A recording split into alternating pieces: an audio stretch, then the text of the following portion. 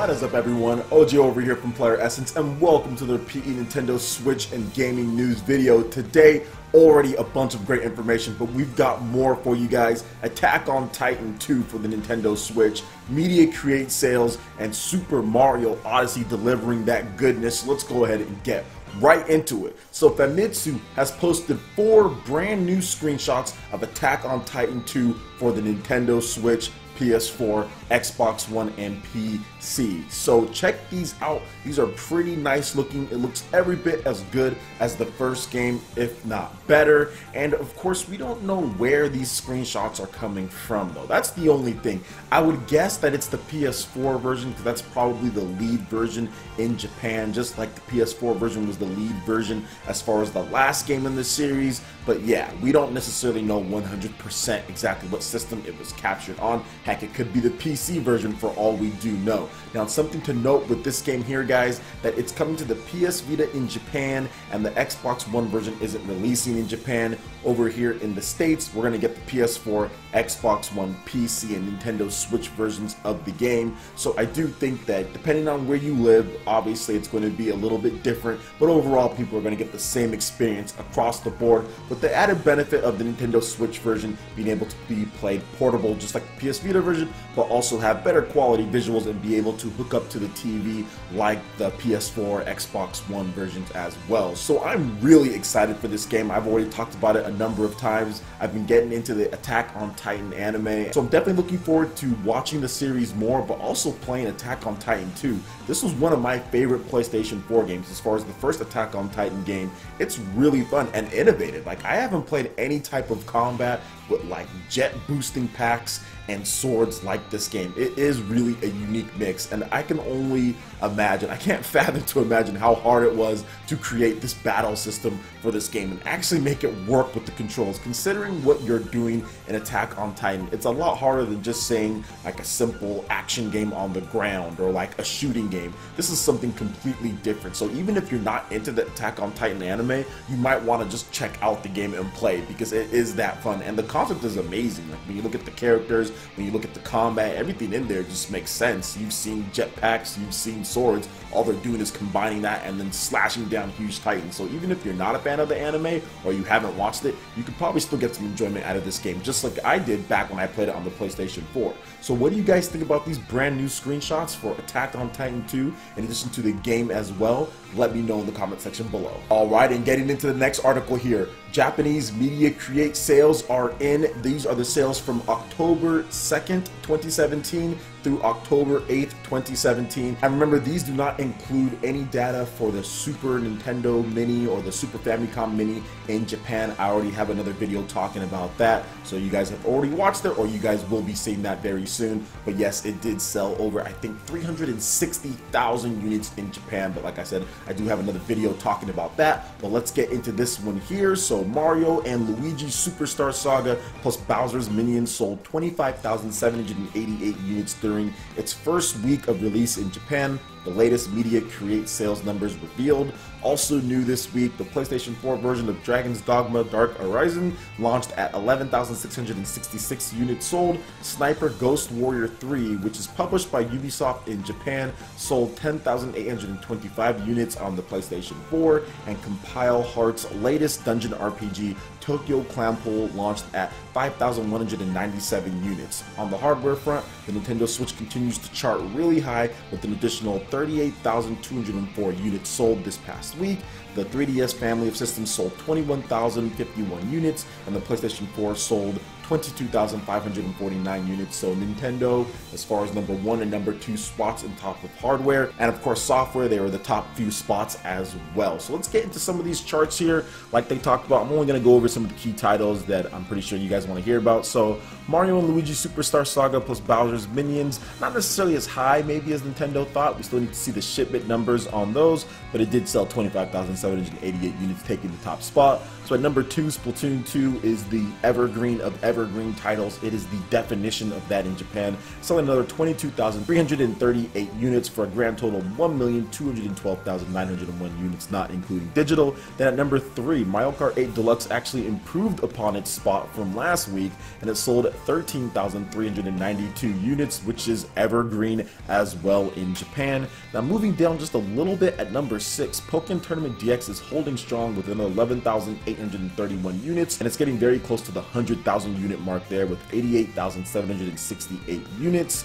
And then moving down just a little bit more at number 9, we have Fire Emblem Warriors, which didn't go out of the top 10. Really happy about that. Sold another 8,024 units for a grand total of 49,514 units so far. And then The Legend of Zelda Breath of the Wild at number 11 with another 6,196 units. That is so good to be selling that much on a weekly basis for Japan. I mean, it hasn't dipped below really 4,000 units, which is really good considering the game came out back in March and Zelda isn't the most popular in Japan. But it seems like it's getting more popular because of Breath of the Wild. Another 604,865 units. Then at number 13, the Nintendo 3DS, or I should say the new Nintendo 3DS, because that game is kind of exclusive to that model of that system, and that is Fire Emblem Warriors, sold another 4,952,000 for a grand total of 23,309 units. Then moving down to number 14, Monster Hunter Double Cross Nintendo Switch version from Capcom, another 4,785 units for a grand total of 151,668 units. Then at number 15, FIFA 18 for the Nintendo Switch. And then we have, moving down just a little bit more, Dragon Quest XI Echoes of an Elusive Age at number 16, another 4,370 units for a grand total of 1,737,922 units. Then we also have at number 17, Dragon Ball Xenoverse 2 for the Nintendo Switch. That sold another 4,339 units for a grand total of 40,424 units. Then at number 18, the Nintendo 3DS that has Snack World from level 5, and that sold nearly 180,000 units. Then at number 19, we have ARMS on the Nintendo Switch, which sold another 3,340 units. So still holding strong for ARMS with a grand total of 232,688 units. And like we talked about there, Nintendo Switch was number 1, and then Nintendo was number 2 in terms of 3DS sales. So number 1 and 2, and I counted 1, 2, 3, 4, 5, 6, 7, 8, 9, 10, 11, 12, 13 titles out of the top 20 for the Media Create were on a Nintendo platform, with many of them being Nintendo Switch games on there. Nintendo is absolutely dominating in Japan, and while, like I said, many people like to ignore this when they make their silly prediction videos and all of that, we are definitely not doing so here. The Nintendo Switch is selling extremely well, and I don't really see it slowing down anytime soon, especially with Super Mario Odyssey and Xenoblade Chronicles 2 coming out this year in Japan. In addition to that, we also have Project Octopath, Fire Emblem, and many other games that are already slated for next year as well. So it's definitely looking good across the board. Nintendo Switch selling nearly 40,000 units for the week. That's also very good. A little bit down from what they did before as far as the Fire Emblem Warriors week, but that's to be expected considering the shortages, lottery lines, and everything that's going on there. So what do you guys feel about these numbers as far as Nintendo Switch sales and software sales? And are you guys going to be picking up Mario and Luigi Superstar Saga for the Nintendo 3DS? Let me know in the comment section below. Alright, and moving on to the last article here. We knew this was going to happen.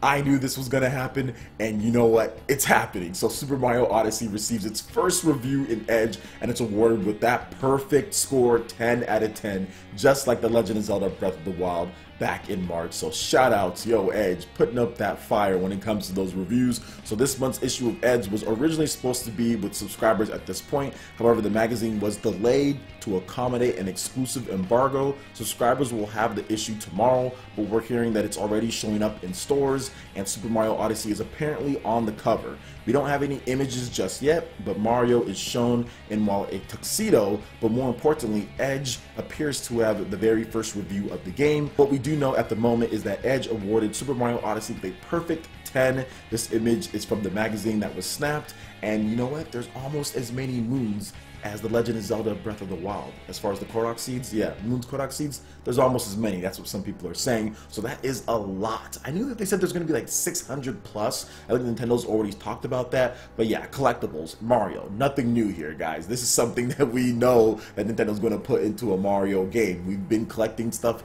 forever, and especially with the 3D Mario games, there's always stuff to collect, whether it's stamps, or whether it's getting the flagpoles, all those, whether it's getting the coins as far as the big 3 coins and levels and stuff like that. This is something that we've always done in 3D Mario games, so expect nothing less, especially from Super Mario Odyssey, which, based on what I've seen, and I haven't seen a ton of footage after the E3 stuff, which I didn't even watch all of the E3 stuff, but that like footage from the Nintendo World Championships 2017 completely put like chills down my spine when I was watching it. I was like, this looks so good. It gave me that Galaxy vibe, that Super Mario Galaxy 2 vibe, that refined, polished. It's hard to find anything wrong with this vibe, and I'm just feeling that all with Super Mario Odyssey. I see it across it. It screams quality, and obviously Edge giving out this 10 out of 10. Same thing with Breath of the Wild, but I think this is probably a little bit more of a pure 10 out of 10 because I think it's going to be harder to find issues with this game. It's not going to run as sluggish as The Legend of Zelda Breath of the Wild first did when it launched.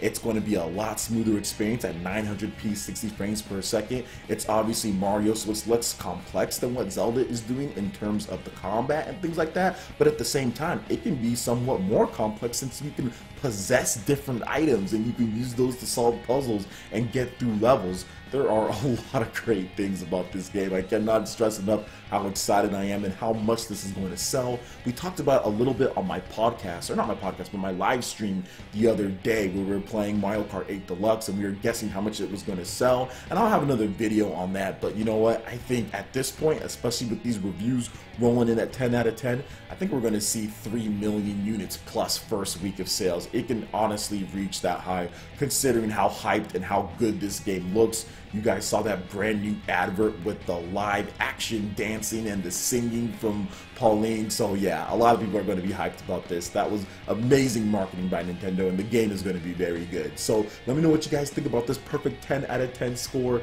from Edge, in addition to all the different topics that we discussed. I would love to hear what you guys have to say. Alright Ninja, that wraps it up for this video here. Go ahead and check out the links in the description below. We've got Facebook, we've got Twitter. Go ahead and give us a like and a follow on our social media. It really helps us spread the content of PlayerEssence across the interwebs in addition to YouTube. Also make sure you check out our Patreon page. Pledge any tier, be entered in to win some awesome prizes. Plus we have Discord voice chat and prize eShop tournaments from Mario Kart 8 Deluxe, Splatoon, and more. So support PE Live and PE Arena right here on PlayerEssence. Also make sure you check out our brand new YouTube gaming live page and consider sponsoring PlayerEssence. When you do so, it works just like Twitch to where you can earn exclusive emotes right here to use on the chat. In addition to that, it gets you on my friends list for tournaments. So check out the link in the description below and consider sponsoring PlayerEssence on YouTube Gaming Live.